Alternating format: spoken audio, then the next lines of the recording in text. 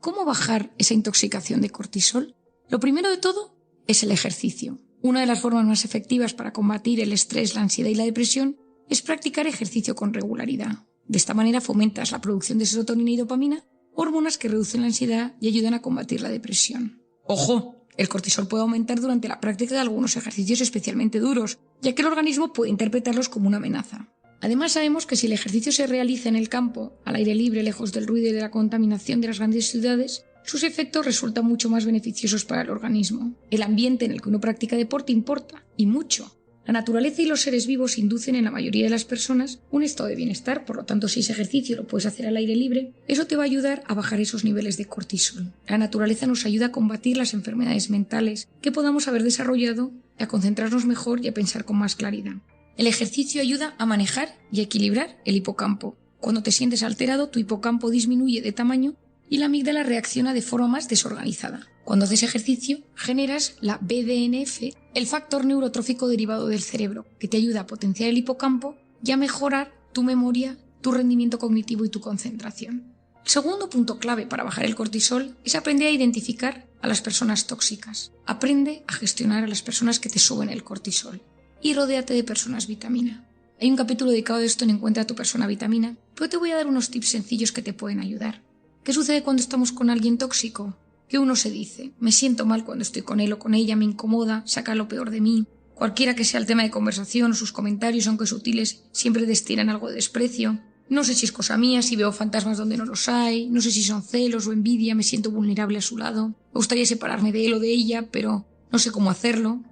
Es decir, a todos nosotros nos ha sucedido en alguna ocasión que alguien nos ha intoxicado de cortisol solo con pensar con él o ella. Puede ser tu pareja, tu madre, un jefe, un compañero de trabajo, un cuñado, un vecino, un amigo. En esa persona, en su comportamiento, en su presencia o en su forma de relacionarse, nos altera y nos quita la paz. Los hay de todo tipo. Los inestables, los celosos, los paranoicos, los inmaduros, los neuróticos, los que juzgan, los que critican, pero tienen la capacidad de desestabilizarnos, a veces en segundos, opinando mal, evaluando constantemente nuestras vidas, decisiones y comentarios. Se vuelven espectadores con derecho a opinar sobre todo lo que decimos y hacemos, y por lo tanto resulta muy difícil crear vínculos sanos con ellos. En ocasiones somos culpables al haber permitido que estas personas que sabíamos que eran así accedan a nuestro círculo más íntimos. No te olvides de una cosa, la persona tóxica se convierte en espectador de tu vida con derecho a opinar. Son expertos manipuladores y saben detectar con precisión los puntos débiles de sus víctimas. El tóxico, por definición, asfixia constantemente a quienes le sufren. En ocasiones puede ser de forma voluntaria y en otros no son conscientes. No confundamos a una persona que está pasando un mal momento con irritabilidad o cinismo puntuales y otra que de forma constante despliega todo su cortisol a quien le rodea. Te voy a dar unas claves para gestionar a esa persona tóxica. La primera es que la identifiques. Tienes que saber quién es esa persona que te modifica tus niveles de cortisol solo con que te llame, con pensar en ella o con que te la cruces en el camino. La segunda es que seas discreto con ella. Pueden usar la información que les des para anularte o hacerte daño. La tercera es ignorar su opinión. Así serás más libre frente a sus palabras y comportamientos. Relativiza también su conducta, no le des tanta importancia. Depende de ti que te influyan. Sin enfrentarte directamente, aprende a ponerte un impermeable psicológico por el que resbalen miradas de desdén, comentarios sarcásticos o críticas incisivas. Por otro lado, intenta olvidarte de esta persona. Este es el cuarto punto. A veces tienes que olvidarte de ella, sacarles de tu mente. A veces se ha convertido en un tema obsesivo. Quinto, si no puedes olvidarte porque forman parte de tu vida, tienes que aprender a convivir con ellas. Y en estos casos, a veces tienes que pedir ayuda a un profesional. Si está en el cuadro de tu vida, adáptate, pero no repitas con esta persona estrategias erróneas. A continuación, pregúntate, ¿es un tóxico universal? Es decir, ¿es de esas personas que vive enfadado con el mundo y tú eres uno más? ¿O se trata de un tóxico individual, que curiosamente solo te afecta a ti? Tras este paso, haz un análisis en desmenuzar la raíz de la toxicidad. Intenta analizar aquello que te causa inquietud en tu relación con esa persona. Es decir, ¿qué sucede en ti cuando le ves? ¿Surgen sentimientos de inferioridad, de debilidad, de rabia, de temor, de ira? Sé en lo posible tu propio terapeuta, con papel y lápiz incluso, y avanza en el diagnóstico. Intenta comprender a esa persona tóxica. ¿Qué le sucede? ¿Por qué me trata así? Y finalmente, intenta perdonar. No siempre es fácil. Perdonar es un acto de amor y es ir al pasado y volver sano y salvo. Si quieres salir de ese círculo de personas tóxicas, ten cerca a personas vitamina. Son las que producen el efecto contrario a las tóxicas en la mente y en el organismo. Son capaces de alegrar el corazón en segundos. Recomiendo tener a mano personas buenas y alegres, con intenciones sanas, que fomenten y enriquezcan nuestro equilibrio interior. Las personas vitaminas son aquellas que siempre tienen la capacidad de devolvernos la alegría de vivir. Tenemos que frecuentar su compañía todo lo que podamos. El tercer punto que nos ayuda a bajar el cortisol es la educación de nuestra voz interior. Es tener pensamientos positivos. Disfrutar de la vida exige ser capaces de relativizar lo negativo y saber disfrutar de las cosas pequeñas. Vivir en constante alerta, angustia o tristes impide encontrar la paz y el equilibrio. Y la mayor parte de las cosas que nos inquietan son un cúmulo de micro preocupaciones que sumadas alteran nuestro mundo interior. Para evitar la angustia que nos generan las preocupaciones, hay que sustituir esos pensamientos por ocupaciones o ideas constructivas y positivas. Ocuparnos de planes, aficiones, personas, salir del bucle tóxico en el que nos metemos a veces de forma inconsciente. Me encanta esta frase atribuida a Van Gogh que dice: si una voz interior te dice no pintes, pinta con fuerza y acallarás esa voz. ¿Existe una voz interior? Es la voz que comenta todo lo que hacemos. Ese ruido mental a veces nos bloquea y nos hace mucho daño. Nuestra voz interior tiene que ayudar a sacar nuestra mejor versión. Cuidado con el autoboicot que nos lleva a fracasar antes de haber empezado algo. En psicoterapia yo trabajo mucho este tema. Conseguir frenar la corriente devastadora de pensamientos negativos que nos hunden y nos bloquean. Te voy a dar unas ideas sencillas para intentar no preocuparte tanto. La base de estas ideas consiste en reestructurar el cerebro y los automatismos que surgen en tu mente y te bloquean volviendo a ellos una y otra vez. Debes de ser consciente de que tus pensamientos son reales y existen. Por mucho que no te escuchen, palpen, tienen fuerza y capacidad de alterar. Me encantaría que al terminar repitas esta última parte incluso con papel y lápiz, y que el hecho de ponerlo sobre un papel te ayude realmente a desbloquear la angustia que te produce esa voz interior negativa. Pregúntate, ¿esto que me inquieta es sustancial o carece de importancia? Detente un segundo. ¿Puede ser que mi mente me esté engañando, agrandando o distorsionando este tema? Acepta que a veces tus pensamientos no dicen siempre toda la verdad. Pueden ser correctos, pero a veces falsean o manipulan. Lo segundo es qué emoción me produce. Conociendo cómo somos, cuáles son mis factores de estrés, cómo es mi personalidad, cómo es mi estado de ánimo de hoy, ¿cuál es la emoción que yo siento? Y observa el impacto que cada uno de estos pensamientos genera en tu cuerpo. Toma conciencia.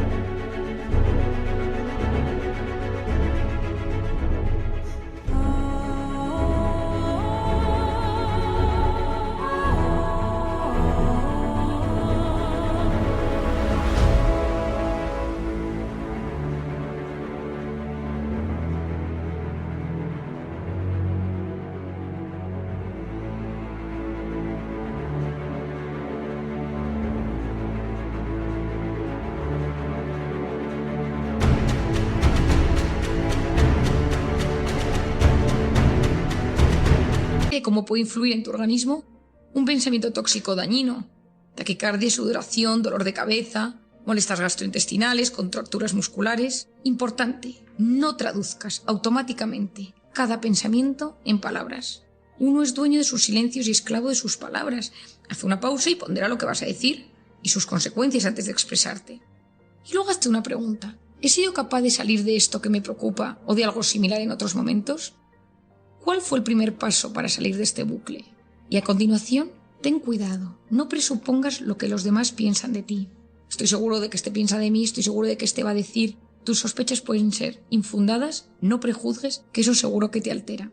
Háblate en positivo, di algo sobre ti que sea cierto y que te ayude a crecer en seguridad. Siente esa emoción positiva, permite que llegue a tu cuerpo aportando bienestar. Agárrate al presente, a tu capacidad de actuar en el hoy y en el ahora. Y ten visión de futuro. Decide si esta es una batalla en la que compensa que te desgastes tantísimo. Si este pensamiento tóxico es el pensamiento en el que quieres estar metido en los próximos meses, que te acorte los telómeros, que te suba el cortisol o que te inflame.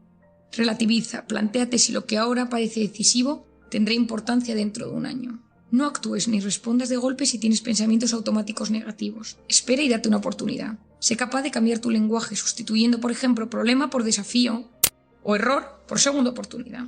Emplea palabras que acerquen al optimismo. La manera en la que te hablas tiene un impacto muy importante en cómo tus células se sienten. Busca lo positivo de cada situación. Cualquier circunstancia puede verse en clave de problema o en clave de solución. Y cuando estés en un momento de bucle mental, escribe el torbellino de pensamientos en un papel y refútalos. Si, por ejemplo, pones mi cuñada me odia, mi padre es agresivo conmigo. Y luego empieza a redactar por qué te sientes así. Te sorprenderás. Hoy en día sabemos el impacto que tiene la escritura en desarticular pensamientos negativos. El siguiente punto fundamental que nos ayuda es la meditación o el mindfulness. En lo más profundo de los seres humanos existen potentes medios de curación.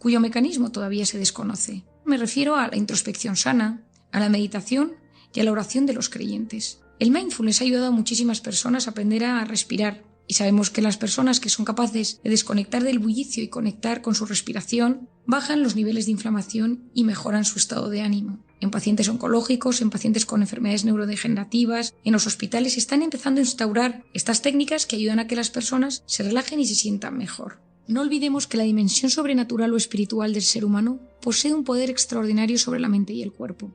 En mi caso particular, después de observar miles de pacientes a lo largo de mi vida, no puedo negar que existe una parte espiritual, una parte trascendental que el ser humano necesita cubrir de alguna manera. Si en esa parte trascendental la cubrimos con cosas materiales, con sensaciones o gratificaciones instantáneas, el vacío es mucho mayor. En las personas que viven su fe, sea la que sea, con fidelidad y paz, esto se traduce, según algunos estudios, en menor estrés. Esto se debe a múltiples causas, pero podemos intuir que el tener un sentido en la vida, una comunidad de apoyo, propósitos y metas, y la oración-meditación como mecanismo para lidiar contra los problemas y dificultades, contribuye al tan ansiado equilibrio interior. Hace unos años trabajé en Londres en el departamento de psiquiatría del King's College y colaboré con muchos investigadores y aprendí mucho. Fue una experiencia inolvidable. Recuerdo al profesor Andrea Danese, que se encontraba en plena fase de investigación sobre la relación entre meditación y la salud física, en concreto sobre la inflamación. Recuerdo preguntarle un día, almorzando en el comedor del hospital, si los efectos eran similares en la meditación budista, en el mindfulness, en la oración de los cristianos y de los judíos. La respuesta fue clara: sí, siempre y cuando se realicen bajo estos dos elementos, aceptación y abandono. Me explicó que el problema de muchas personas es que acuden, por ejemplo, a la oración y algunas técnicas meditativas desde la angustia, exigiendo, implorando, y que en esos casos más que aliviar genera mayor intranquilidad. Invertir un poco de tiempo en meditación o en mindfulness nos puede ayudar muchísimo para mejorar la atención y la concentración, la capacidad de aprender cosas nuevas y la creatividad. Practicar el mindfulness supone ejercitar el cerebro, del mismo modo que practicar un deporte se ejercitan los músculos. La oración añade un componente fundamental. En el caso del mindfulness, la clave radica en soltar pensamientos tóxicos, asociándole una plena conciencia de los sentidos del hoy y del ahora. Cuando existe una visión espiritual de la existencia, la oración suma las ventajas del mindfulness a la fe de un ser superior, Dios, y la íntima confianza de que todo lo que nos sucede tiene un sentido.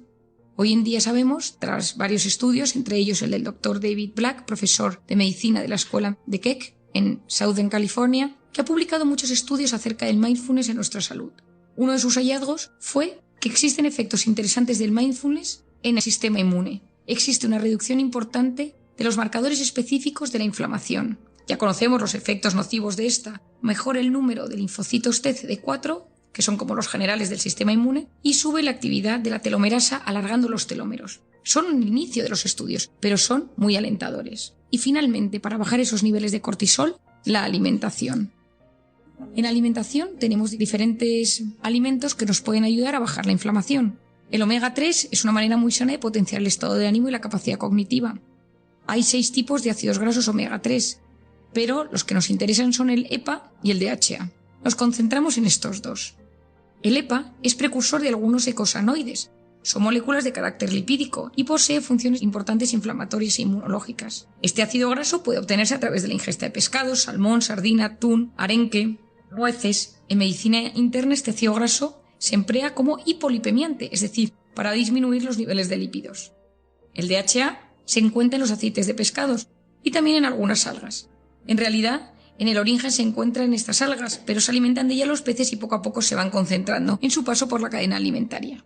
Se concentra en el cerebro, en la retina y en las células reproductoras. Las neuronas y la sustancia gris del cerebro están compuestas de gran cantidad de grasa, por lo que este componente es clave para su desarrollo y función adecuada. El cerebro precisa de un nivel adecuado de DHA para su desarrollo óptimo. En caso contrario, nos encontramos ante un déficit en la neurogénesis y en el metabolismo de los neurotransmisores. Por lo tanto, el omega 3 posee una importante función antiinflamatoria. Hay alimentos que solo con tomarlos nos inflaman. La CRI, la comida rápida inflamatoria, que están compuestos a veces de grasas, hidratos de carbono, altos componentes en sal, y todo ello nos inflama y nos deteriora nuestra manera de relacionarnos con los demás y nuestro equilibrio interior.